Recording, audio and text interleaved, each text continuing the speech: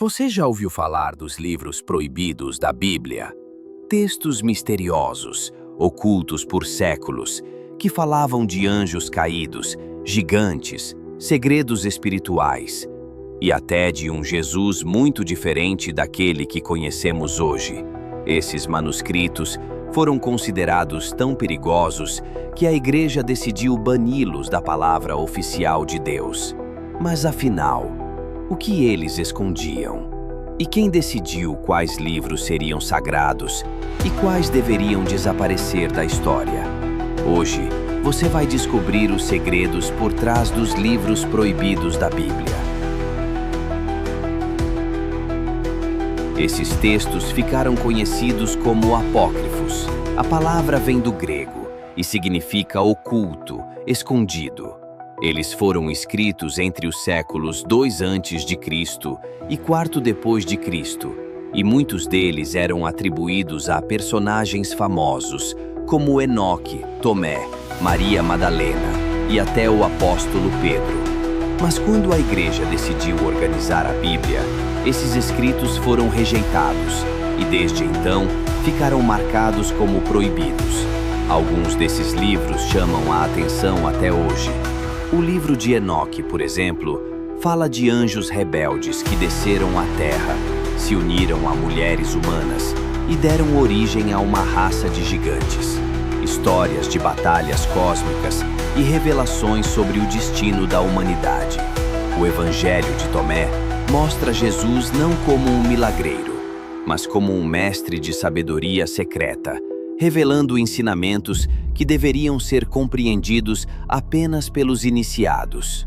Já o Evangelho de Maria Madalena traz algo ainda mais polêmico. Maria aparece como uma discípula muito próxima de Jesus e até questiona a liderança de Pedro.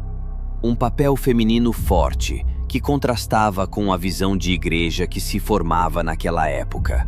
E o Apocalipse de Pedro descreve de forma assustadora o céu e o inferno, mostrando um cenário de punições e recompensas que foi considerado polêmico demais para ser aceito.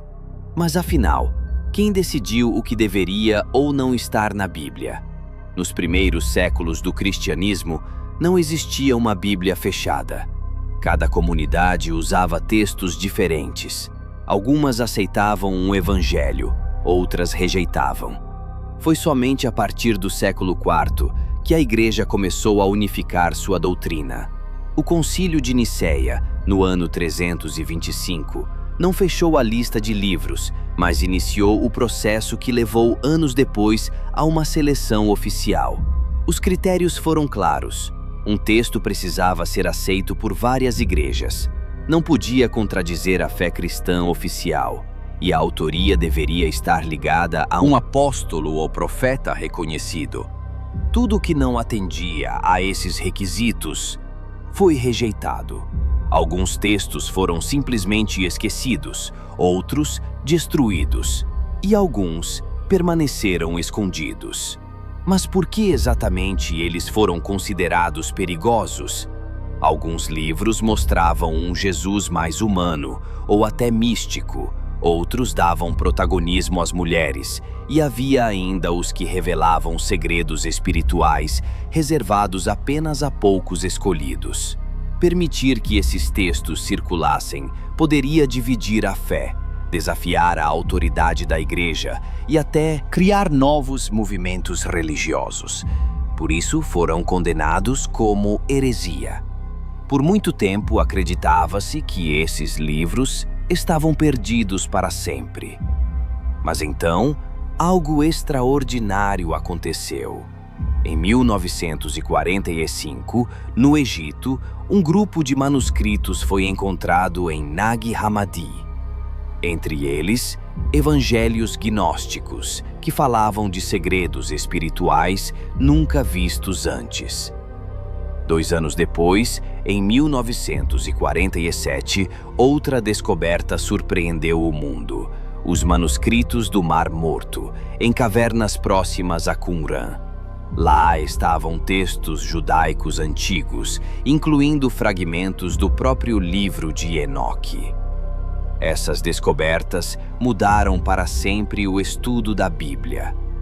Elas mostraram que a fé dos primeiros séculos era muito mais diversa e que a versão oficial foi, de fato, uma escolha entre muitas.